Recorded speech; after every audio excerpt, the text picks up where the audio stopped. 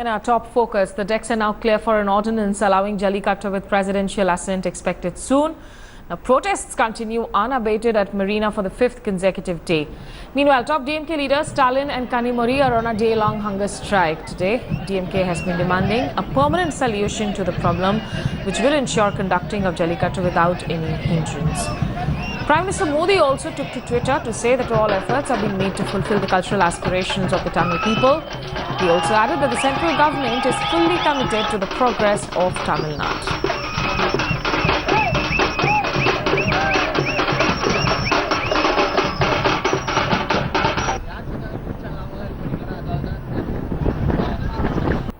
Okay, and joining us now on the broadcast, Akshay Nath, my colleague who is live from Marina. Also, Akshita Nandagopal. Ashish is joining us from Kotam. Shalini Lobo is joining us from Delhi. Revati Rajivan is from Madurai. Akshay, first, give us a sense of, is it a weekend? So, is it really about protests now with people turning into Marina, or it's more like a family affair at the moment? Come, let's see out of curiosity what's happening there.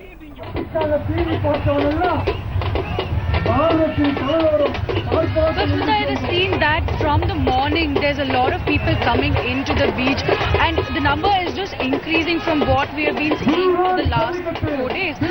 What started off as 100, now it seems there are more than 1 lakh people here, and families are also coming in, little children, housewives. It's a weekend, it's an extended weekend, and more people are coming. If I can ask my camera person to just pan and show how the scene is, you can just get a glimpse of the celebrations that are going on here. People are really happy that the people's movement that has started now is having a positive result. But the big question is, when will these people move out of this location? Sir, we have been seeing that an ordinance is going to be moved now. When are you guys planning to move out of this location now? Jai Hind. Actually, this is Raj from Marina Beach. We won't move until we get a permanent solution. Yearly one, we can't come and fight like this. So we want permanent solution to start the Jallikattu, our cultural and traditional game. Once we get a permanent solution, from that only we will move from this Marina Beach.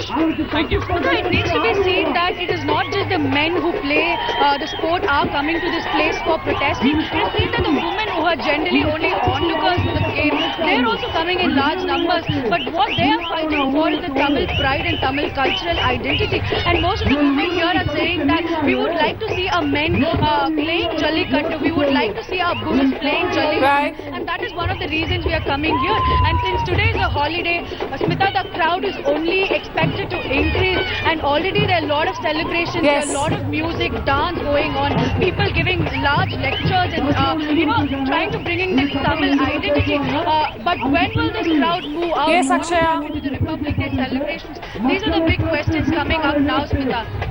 Revati, in fact, has been tracking all the developments in Madurai. Revati, is there a sense that perhaps, this game was much more localized, much more restricted to certain pockets in Tamil Nadu, but following this entire row, it's now become a game that the entire state is owning up, even those people who perhaps never participated in the game before?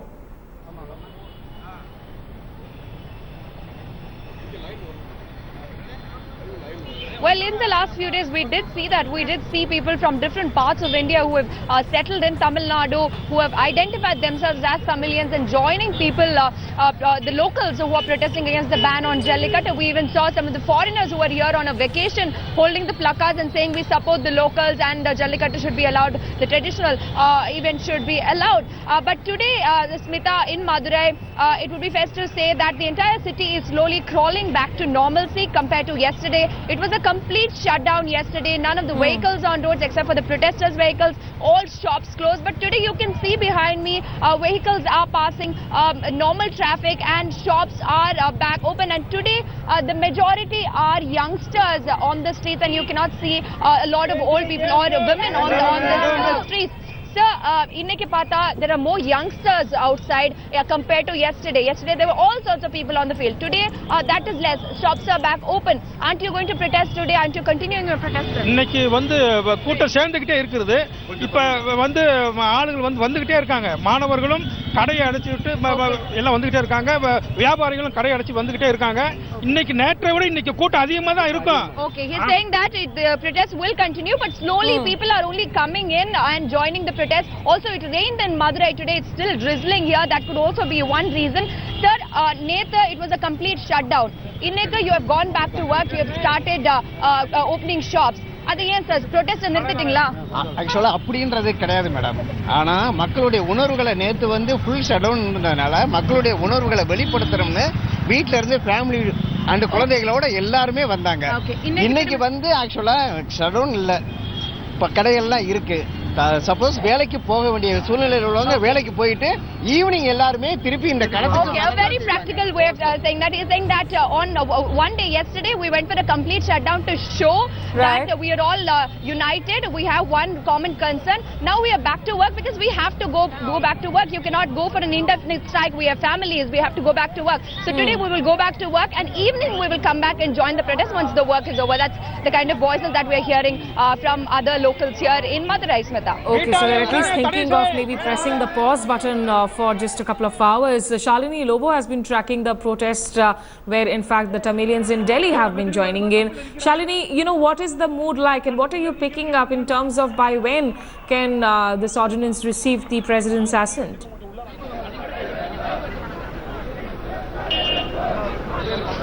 Smita, a lot of the Tamil community come together at Jantar Mantar. This is the third day. Here we see protests that have been organized by the Delhi Tamil advocates, the Delhi Tamil students and the Delhi Tamil people. All of them holding banners as these visuals on your screen. You have the young, the old families come out today, and since it's a weekend, the turnout is much more than what it's been for the past 2 days. Just a little while earlier we saw a tiny little child chant slogans. We want Jallikattu. He probably has not seen the sport at all, but it's all about Tamil pride, Tamil identity, culture. I have with me a gentleman here. Sir, you're a lawyer by profession, and right now there's an ordinance that has been put out by the Tamil Nadu government that has gone for the President's assent. But people over here saying they're not going to be happy with a temporary solution. They want something more permanent. Yes, primarily our grievance is that first of all, of course, the ban on Jallikattu, and secondly, a lack of understanding which has led to the ban on Jallikattu. If you have to give us a temporary solution, that will not stand the test of time, and therefore we require a permanent solution. And if you want a permanent solution, the relevant authorities will have to understand and research into the larger evolution of this sport. It is not a competition, it is not like the Spanish bullfighting. Now, without understanding the evolution, the reasons and the consequences of not conducting or a ban on Jallikattu, these authorities have gone ahead superficially to simply ban because there are certain organizations with malified and vested interests who are controlling and who are putting forth all these malified intents and protests against Jallikattu. But sir, we saw some video that came out in which the bulls were being ill-treated, the bulls were being tortured, irritants in eyes, poked with rods, mutilated ears, and that's when this whole ban came about. Probably, but those are extremely random incidents, 1 in a million. Now, for example, if I have to give you an example, just because when there is a custodial interrogation in police station, just because there is a murder which takes place, there is a custodial death which takes place, tomorrow the courts cannot come and say that tomorrow there should be no investigation conducted in any police station. That is not what you do. At best, what you have to do is you bring about a law which will have strictly regulations which will enforce that no animal Okay. getting tortured. That's what you do. You don't go ahead and ban a Right, larger Shalini, sport we which seem has to be been having an surviving. audio glitch there with your technical connection, but many thanks for getting us all those perspectives. Shalini Lobo from Delhi's Janpat, Revati Rajivan from Madurai, and Akshayanath from Chennai's Marina.